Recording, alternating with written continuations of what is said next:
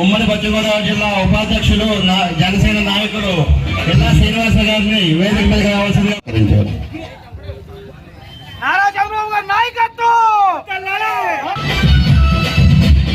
ఎంత చేసినప్పుడు కూడా కుర్చీలో కూర్చోవలసిందిగా కోరుతున్నాం. అలాగే వేదిక కనిపించే విధంగా అడ్డుగా నిలబడకుండా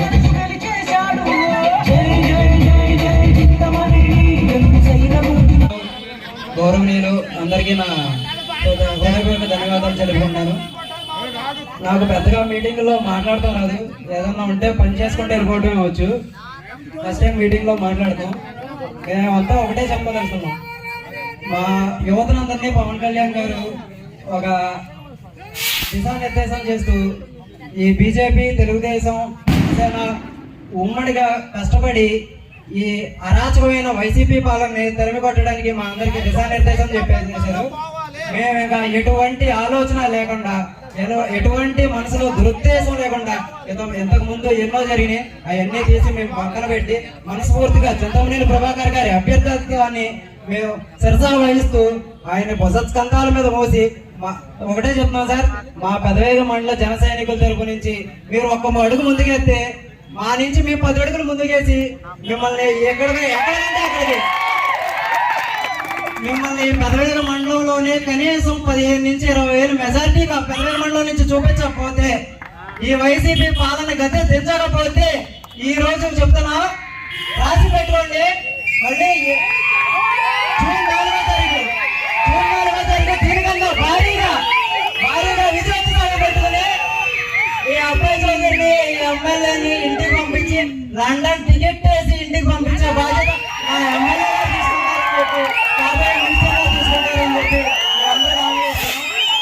అలాగే చిన్న చిన్న సమస్యలే ఉన్నా అవి కొంచెం చూసి చూడనట్టు చూసుకుంటూ ఈ ఎలక్షన్ లో మనస్తత్వాలు మనస్పర్ధలు ఏమన్నా పక్కన పెట్టుకుని అందరూ కలిసికట్టుగా పొద్దున్నే ప్రచారం మొదలైన దగ్గర నుంచి లాస్ట్ డేట్ వరకు కూడా ప్రతి ఒక్క జన సైనికుడు ఎవరైతే జన సైనికుడు తిరుగుతున్నాడో ఆడే ఎమ్మెల్యే క్యాండిడేట్ అన్నట్టు మా ప్రభాకర్ గారిని భుజ స్కంధాల మీద వేసుకుని గెలిపించవలసిందిగా మీ అందరినీ మనస్ఫూర్తిగా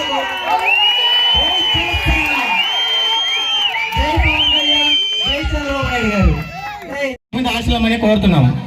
పొట్టు నరేష్ గారు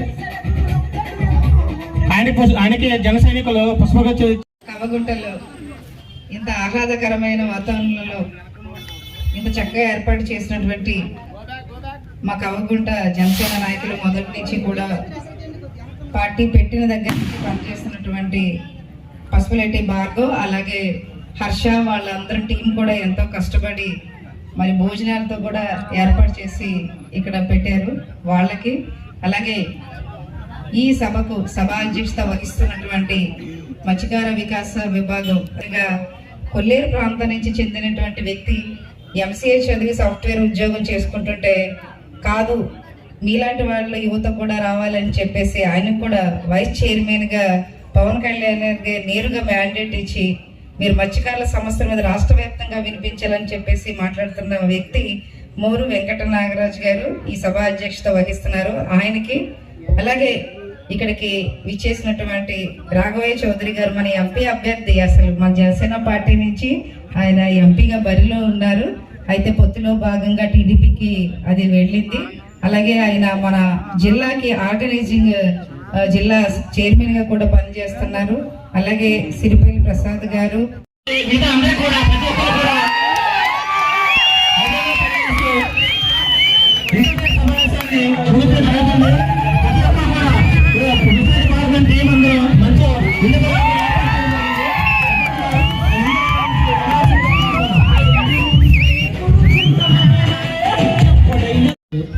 అలాగే ప్రభాకర్ గారు, రాఘవయ్య చౌదరి గారు, శ్రీనివాస్ గారు, బొప్పల సుధాకర్ గారు, మా ప్రసాద్ గారు, మిగతా అందరికీ ముందుగా నా హృదయపూర్వక నమస్కారాలు. అలాగే నా ముందున్నటువంటి జన సైనికులు, ఆ జన సైనికుల వల్ల మేమందరం వేదిక ముందు ఉన్నాం, ఈ వేదిక మీద ఉన్నాం.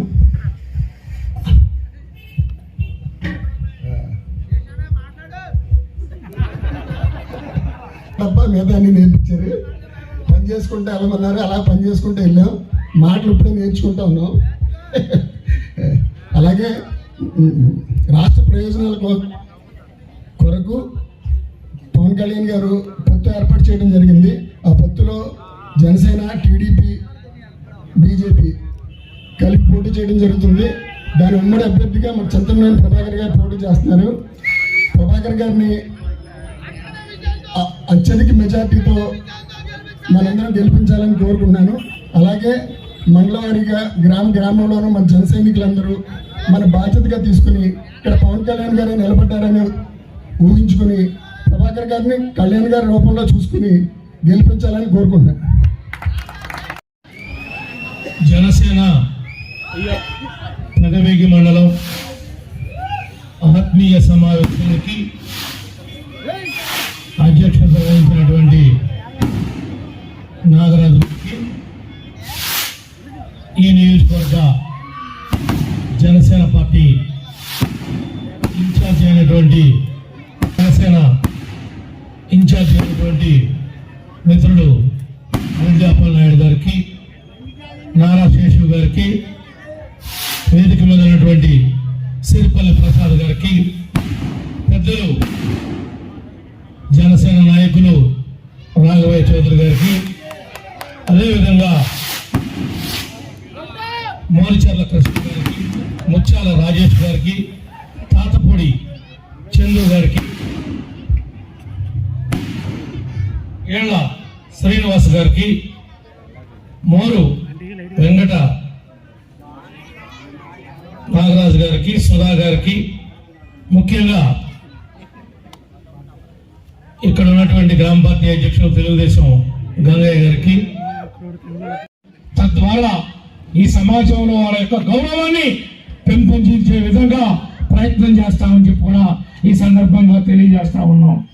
ఆనాడు కాపు కార్పొరేషన్ ద్వారా నా దగ్గరకు వచ్చినటువంటి అన్ని పార్టీల వారికి కాపా కాదని చూసాం తప్ప ఎవరికి కూడా లోన్ ఇస్తారంటే ఆపుకోకుండా ప్రతి వారికి కూడా ఉపాధి కోసం ₹1,00,000 వాళ్ళు బరిని కొనుక్కున్నా, ఆటోలు కొనుక్కున్నా, మరే ఇతర వ్యాపారం చేసుకున్నా ఆదుకున్నటువంటి ప్రభుత్వం గతంలో తెలుగుదేశం ప్రభుత్వం అని చెప్పి కూడా ఈ సందర్భంగా మీకు తెలియజేస్తా ఉన్నాం. మీకు ఎవరికి కూడా ఏ జన సైనికుడైనా సరే తెలుగుదేశమే, ఏ తెలుగుదేశం కార్యకర్త అయినా జన సైనికుడే.